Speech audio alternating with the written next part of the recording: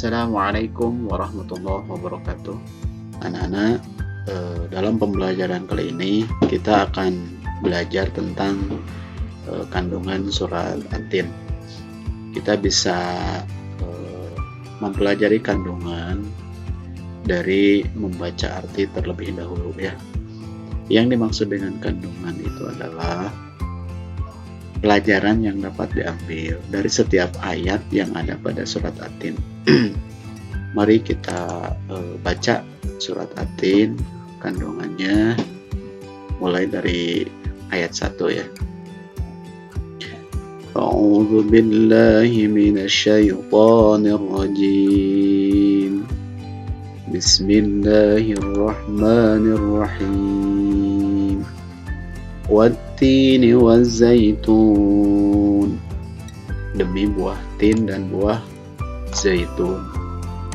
Wa turi sinin. Dan demi gunung Sinai. Wa hadzal baladil amin. Dan demi negeri yang aman ini. Laqad khalaqnal insana fi ahsani taqwim. Sesungguhnya kami telah menciptakan manusia dalam bentuk yang sebaik-baiknya. Tsumma radadnahu asfala safilin. Kemudian kami mengembalikan ke tingkat yang serendah-rendahnya. Illal ladzina amanu wa 'amilus shalihati falahum ajrun ghairu mamnun. Kecuali orang-orang yang beriman dan mengerjakan amal soleh, maka baginya pahala yang tiada putus-putusnya. Fama yukadzibuka ba'du biddin. Maka apakah yang membuat mendustakan hari pembalasan? Alaysallahu biahkamil hakimin. Bukankah Allah adalah hakim yang paling adil? Nah, kita mulai dari ayat pertama ya. Ayat pertama, Wat-tini waz-zaitun. Demi buah tin dan buah zaitun. Nah, kenapa surat ini dinamai surat At-Tin? Ini diambil dari kata wat-tini ya. Diambil dari kata wat-tini, yaitu buah tin dan buah zaitun. Nah, huruf waw di sini Allah bersumpah dengan nama buah tin dan buah zaitun. Menurut para ahli tafsir, ketika Allah bersumpah dengan nama buah-buahan atau apapun itu, pasti ada manfaatnya. Nah, banyak manfaat buah tin dan buah zaitun ya, untuk memperlancar pencernaan, untuk supaya tubuh lebih sehat. Yang kedua, waturi sinin. Nah, waturi sinin di sini artinya adalah demi gunung Sinai. Nah, kita lihat Gunung Sinai di sini adalah gunung yang terletak di semenanjung Sinai. Semenanjung Sinai antara Mesir dan Israel. Nah, di Mesopotamia ya. Nah, gunung ini terdiri dari 2285 mdpl atau meter dari permukaan laut. Nah, gunung ini anak-anak menjadi tempat Nabi Musa menerima wahyu, tempat Nabi Musa berbicara dengan Allah. Maka Gunung Sinai ini ada yang menyebut juga sebagai dengan julukan Jabal Musa atau Gunung Nabi Musa. Nah, pada malam Mi'raj juga Rasulullah berhenti sebentar di Gunung Sinai ini menurut beberapa pendapat ya. Nah, yang selanjutnya ayat ketiga, wa hadzal baladil amin, dan demi negeri yang aman ini. Nah, yang dimaksud dengan negeri yang aman ini apa? Ya, negeri yang aman ini ditafsirkan di sini adalah Mekah ya.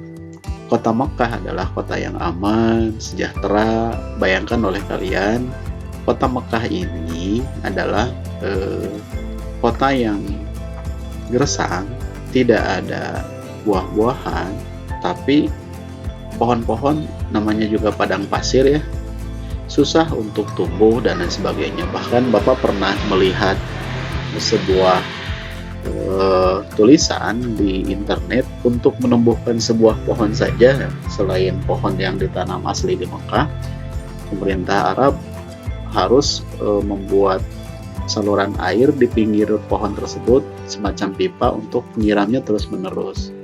Tapi ajaibnya, di Mekah ini seluruh buah-buahan ada, mau buah apapun ada. Ketika musim haji tiba, tidak kurang makanan melimpah. Maka wahadzal baladil amin, inilah negeri yang aman dan sejahtera. Nah, kota Mekah ini banyak julukannya. Ada yang disebut Ummul Qura, atau tanah yang aman, atau Baitul Haram, tempat Ka'bah berada. Kota yang menjadi kiblat umat Islam yang kedua setelah Baitul Maqdis di Palestina. Nah, kita lanjut ke ayat yang keempat. Laqad khalaqnal insana fi ahsani taqwim. Sungguh kami telah menciptakan manusia dalam bentuk yang sebaik-baiknya. Nah, kita garis bawahi bentuk yang sebaik-baiknya. Kita tapakuri diri kita, bentuk kita oleh Allah diciptakan yang sesempurna mungkin. Sejelek-jeleknya orang, kalian berdiri dengan monyet yang terganteng, itu pasti kita manusia paling ganteng, paling sempurna. Kita punya hidung, kita punya mata, kita punya telinga, kita bisa berjalan, dan sebagainya. Itu adalah salah satu nikmat Allah, bahwa kita diciptakan dalam bentuk yang sesempurna-sempurnanya. Nah, kalau kita tapakuri lagi bagaimana fungsi hati, bagaimana fungsi jantung, bagaimana fungsi paru-paru, itu sangat sempurna Allah ciptakan pada diri kita. Tinggal kita mensyukurinya. Jadi manusia itu diciptakan dalam bentuk yang paling sempurna, paling ideal. Kita tidak berjalan melata seperti binatang melata, kita tidak juga seperti ular yang harus berjalan dengan seluruh badannya. Kita tidak seperti monyet yang buang air di mana saja, rakus dan lain sebagainya. Tapi kita adalah manusia yang ahsani taqwim, diciptakan oleh Allah dalam bentuk yang sempurna. Nah, tapi kesempurnaan ini dilanjutkan di ayat yang kelima, tsumma radadnahu asfala safilin. Kemudian kami mengembalikannya ke tingkat yang serendah-rendahnya. Manusia yang sudah begitu sempurna dikembalikan oleh Allah di tempat yang serendah-rendahnya. Ya, dimaksud dikembalikan di sini yaitu ketika di akhirat kelak, manusia yang sudah sempurna ini dikembalikan ke tempat yang serendah-rendahnya. Tempat yang serendah-rendahnya apa? Di akhirat, yaitu neraka jahanam. Atau di dunia sendiri, orang yang ada beberapa manusia yang diciptakan oleh Allah sempurna, tapi dalam pandangan manusia lain, manusia tersebut hina, rendah gitu. Nah, kenapa? Sebab manusia tersebut melakukan amal-amal yang bertentangan dengan perintah Allah, yaitu dosa seperti korupsi, mencuri, berzina. Itu kan dosa-dosa yang menjatuhkan derajat manusia dari yang paling mulia menjadi yang paling rendah. Ketika manusia musyrik, mencuri, berzina, korupsi, melakukan kejahatan, membunuh, dan lain sebagainya, kalau dia tidak bertobat, maka ketika dia meninggal akan Allah kembalikan ke tempat yang sehina-hinanya, yaitu neraka jahanam. Nauzubillahi min dzalik, ya. Nah, kita lanjutin ke ayat ke-6.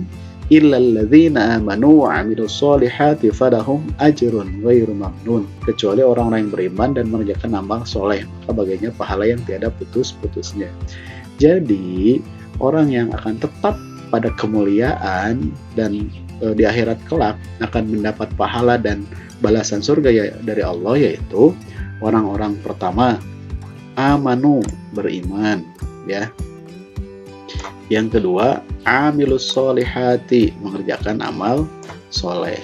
Beriman dan mengerjakan amal soleh ini tidak boleh dipisahkan. Kita tidak boleh ngaku, saya beriman tapi tidak sholat, saya beriman tapi tidak puasa, saya beriman tapi tidak membantu orang tua, sampai juga bohong. Iman itu diukur dengan kita melaksanakan amal soleh. Kalau kita melaksanakan amal soleh, berarti kita sudah beriman. Nah, kalian terus membantu orang tua seperti pembiasaan yang kita lakukan, kemudian menghafal Quran dengan rajin, berarti kalian sudah mengerjakan salah satu amal soleh. yang kalau itu diistiqomahkan, dibiasakan, insya Allah kalian akan mendapatkan pahala yang tiada putus-putus dari Allah di surga kelak, ataupun di dunia ini Allah permudah segala urusan kalian sehingga kita cepat disukseskan oleh Allah, mudah disukseskan oleh Allah baik di dunia maupun di akhirat. Fama yukadzibuka ba'du biddin, maka apakah yang membuat mendustakan hari pembalasan sesudah itu? Karena manusia sudah diberikan nikmat yang sangat mulia, yang sangat tinggi, yaitu nikmat yang diciptakan dalam bentuk yang paling sempurna. Lalu kenapa masih mendustakan hari pembalasan?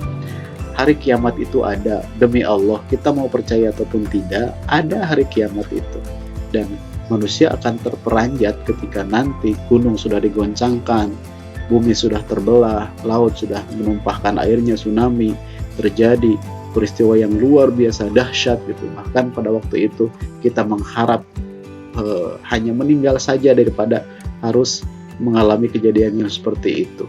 Maka hari pembalasan itu ada. Belum lagi ketika kita dibangkitkan dari ba'as, sesudah ba'as dibangkitkan, lalu kita dimintai pertanggungjawaban oleh Allah. Kita berteriak di hadapan Allah, ya Allah, kenapa tidak Engkau ciptakan aku sebagai tanah saja, supaya aku tidak dipintai pertanggungjawaban atas amalku di dunia. Atau ketika orang yang dikubur dan dia mengetahui ada siksa kubur, dia berteriak, ya Allah, kembalikan aku ke dunia, aku ingin sholat, aku ingin bersedekah. Nah, jangan sampai kita seperti itu. Sebab fama yukadzibuka ba'du biddin, apakah yang membuat mendustakan hari pembalasan sesudah itu? Hari pembalasan itu ada. Alaihissallahu bi'ahkamil hakimin.